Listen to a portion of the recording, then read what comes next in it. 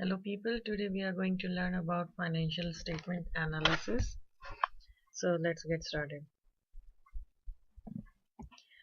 First of all, we should understand why we need to do the financial statement analysis. The first and foremost reason is it helps users to make a better decisions. And who are the users? There are two kinds of users, internal users and external users. Internal users are managers, officers, internal auditors, and external users are shareholders, lenders, and customers. The financial measures are often used to rank corporate performance. Examples of measures include growth in sales, returns to stakeholders, profit margin, return on equity, and all these are determined by analyzing the financial statement. The tools, there are four kinds of tools which can be used to analyze the financial statement. First one is dollar and percentage changes, trend percentage, component percentages, and ratios. Let's see one by one. So in case of dollar percentage change, we have to dollar change. Here is a formula to use for dollar change is analysis period amount minus base period amount. And in case of percentage changes, percentage change is equal to dollar change divided by base period amount. So dollar percentage changes relates to evaluating percentage changes in sales and earning.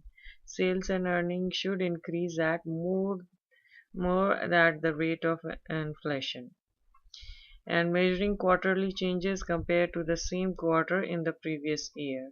Percentage changes may be misleading when the base amount is small. So let's look at an example to understand more.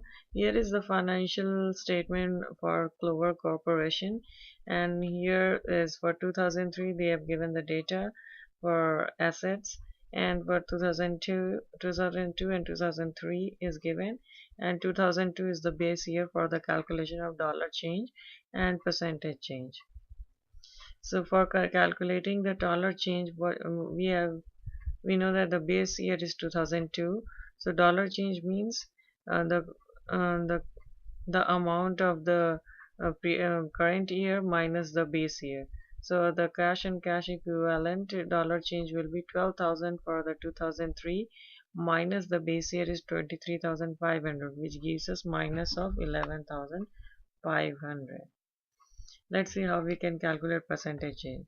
Percentage change, as we learned in the past, the formula is the dollar change divided by the base year amount. So the dollar change is 11,500 as we calculated here, and then divided by the base year is 23,500, and the percentage comes out to be 48.94%. And similarly we can calculate for the rest of the entry. For each of the entry, for dollar change, just do calculate 60,000 minus 40,000, which will be 20,000 over here, 20,000, and the percentage change is 20,000 divided by 40,000, which will give you 50%. Similarly for inventory, 80,000 minus 100,000 is minus 20,000, and this minus 20,000 over 100,000 will give the percentage change, which is minus 20%. Similarly, 3,000 minus 1,200 will give you 1,800 for dollar change, and for percentage change 1,800 over 1,200 will give you 150%. So similarly, you can calculate these and match your numbers with these numbers.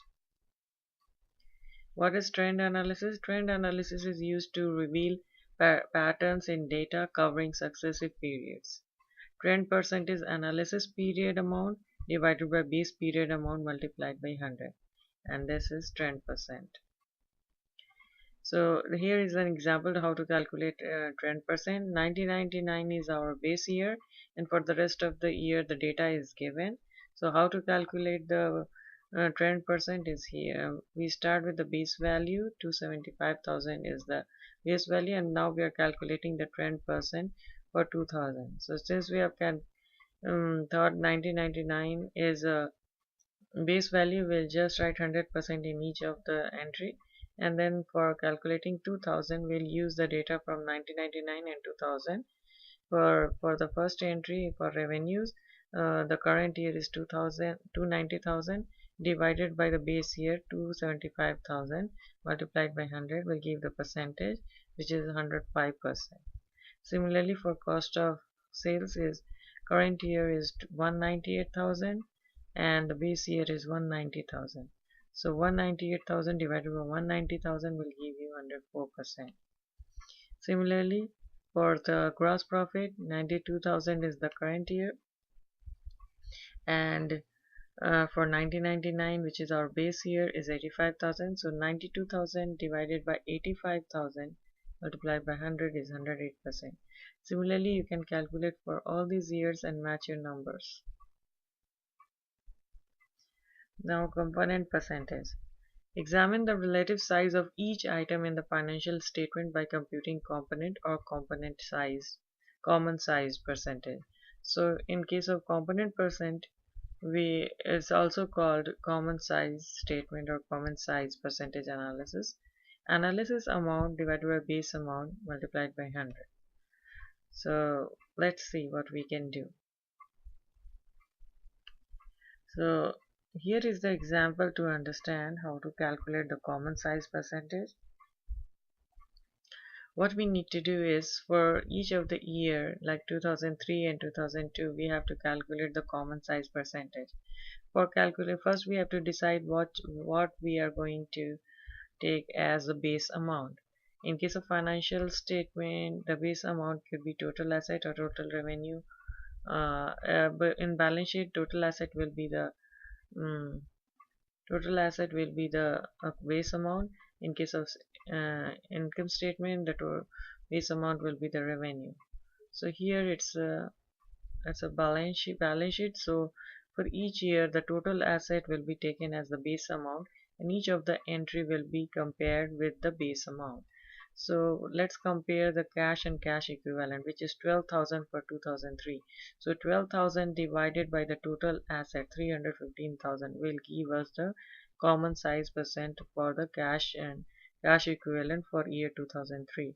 Similarly, for 2002, the cash and cash equivalent is 23,500 and the total asset is, we are always comparing against the base amount which we have decided in the is total asset, so 289,700. So dividing 23,500 by 289,700 we get the percentage. So this is how we get the common size percentage. Analysis amount divided by the base amount, and in case of balance sheet the total asset is the base amount. So for each of the entry we will calculate the common size percentage. So when you calculate each of the common size statement, common size percentage, you will get these values. So let's see another. For 2003, 60,000 divided by 315,000 will give you 19%. Similarly, 13.8% for this entry. Account receivable 40,000 divided by 289,700. So you can calculate and match your details here.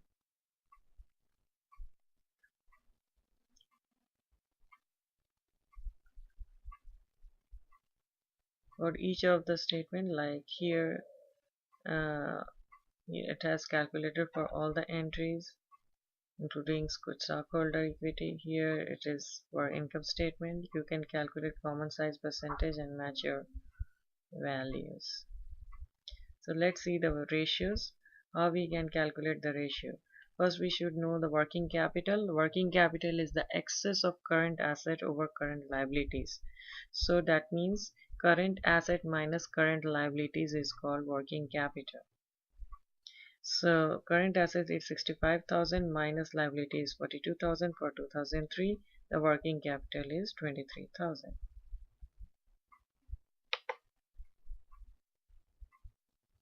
The current ratio is calculated as current asset divided by current liability.